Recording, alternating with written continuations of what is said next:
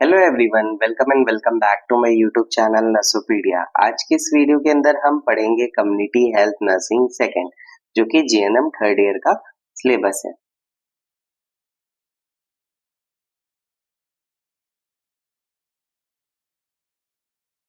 आज की इस वीडियो के अंदर हम पढ़ेंगे हेल्थ कमिटीज के बारे में।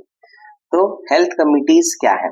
Health committees are formed for health and family welfare, यानी कि हेल्थ कमिटीज को बनाया गया था ताकि हम हेल्थ को इम्प्रूव कर सकें और फैमिली वेलफेयर कर सकें।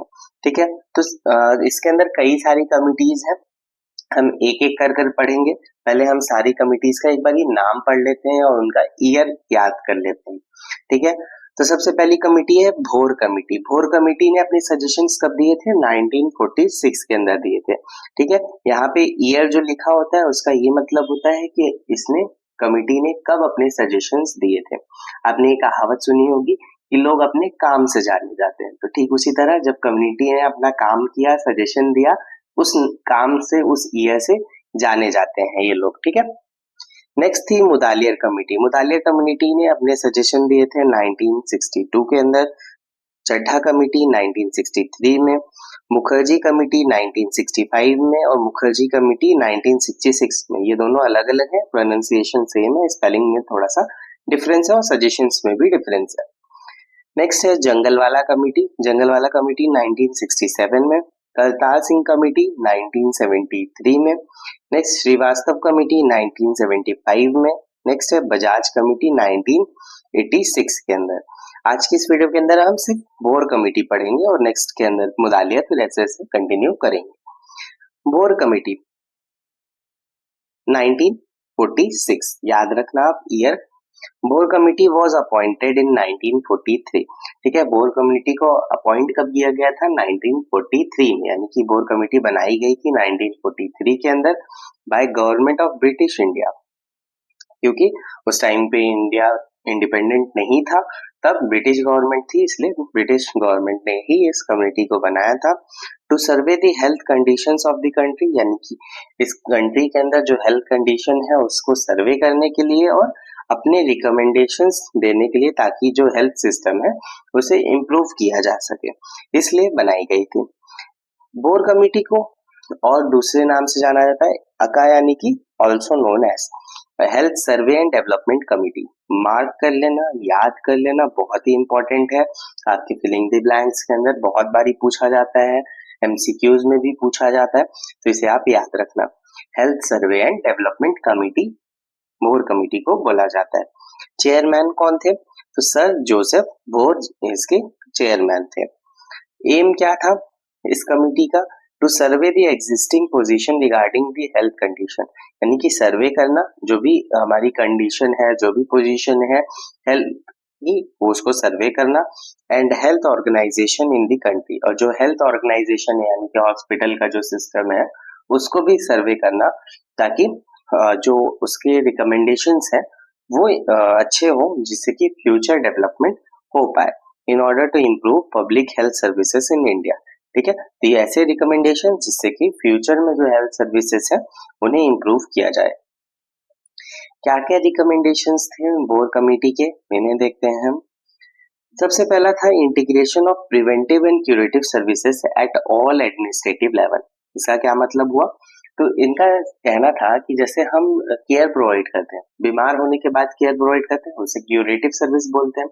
और प्रिवेंटिव सर्विसेज यानी कि बीमार होने से पहले जो हम प्रिवेंशंस करते हैं, लाइक इम्यूनाइजेशन, हेल्थ एजुकेशन, उससे हम डिजीज प्रिवेंट करते हैं। तो ये दोनों अलग अलग चल रहा था। ठीक है, दोनों चीजें अलग अलग चलाई जा रही थी, तो उन दोनों को एक साथ ही करने का इनका सजेशन था, इंटीग्रेट कर देना प्रिवेंटिव और क्यूरेटिव सर्विसेज को।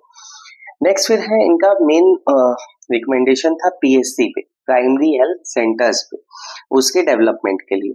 तो इनका शॉर्ट टर्म प्लान क्या था? शॉर्ट टर्म प्लान में इन्होंने ये कहा कि एक पीएससी 40,000 की पॉपुलेशन पर होना चाहिए, जिसके अंदर स्टाफिंग पैटर्न इनके अकॉर्डिंग था कि 2 डॉक्टर होने चाहिए, 1 नर्स होनी चाहिए, 4 पब्लिक हेल्थ नर्स होनी चाहिए, 4 मिडवाइफ्स होनी चाहिए, 4 ट्रेंड डाइज होनी चाहिए, 2 सैनिटरी इंस्पेक्टर्स होने चाहिए, 2 हेल्थ असिस्टेंट होने चाहिए और 1 फार्मासिस्ट होना चाहिए। और 15 फोर्थ क्लास एम्प्लॉइज होने चाहिए, फोर्थ क्लास वर्कर्स होने चाहिए। ठीक है, तो ये शॉर्ट टर्म प्लान था। नेक्स्ट था लॉन्ग टर्म प्लान, जिसे 3 मिलियन प्लान भी बोला जाता है। ठीक है, तो इनका ये था कि जो प्राइमरी हेल्थ यूनिट्स हैं उन पे जो है 75 बेडेड हॉस्पिटल हो, यानी कि जो प्राइमरी हेल्थ यूनिट्स है वो 75 बेडेड होना चाहिए। नेक्स्ट जो सेकेंडरी हेल्थ यूनिट थी उनको 650 बेडेड हॉस्पिटल्स में बनाना चाहिए, और जो डिस्ट्रिक्ट हॉस्पिटल्स थे वो 2500 बेडेड होने चाहिए, 2500 बेड्स होने चाहिए डिस्ट्रिक्ट हॉस्पिटल पे। तो ये पूरा development of primary health centres था। Major changes in medical education which include 3 month training in preventive and social medicine to prepare social physicians. ठीक है, तो इनका एक सजेशन था कि आप एक मेडिकल एजुकेशन प्रोग्राम लाया जाए जिसके अंदर 3 मंथ की ट्रेनिंग दी जाए, जिसके अंदर उन्हें जो लोग हैं उनको प्रिवेंटिव और सोशल मेडिसिन के बारे में बताया जाएगा, जिससे कि सोशल फिजिशियंस को हम अपॉइंट कर सकेंगे, उन्हें बना सकेंगे। नेक्स्ट था abolition of licentiated in medical practice qualifications and their replacement by a single standard MBBS degree.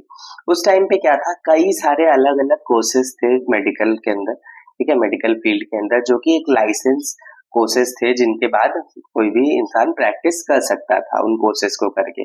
तो इनका रिकमेंडेशन था इन सारे जो लाइसेंसिएटेड कोर्सेज हैं उनको खत्म किया जाए, अबॉलिश किया जाए, और एक सिंगल डिग्री कोर्स बनाया जाए एमबीबीएस।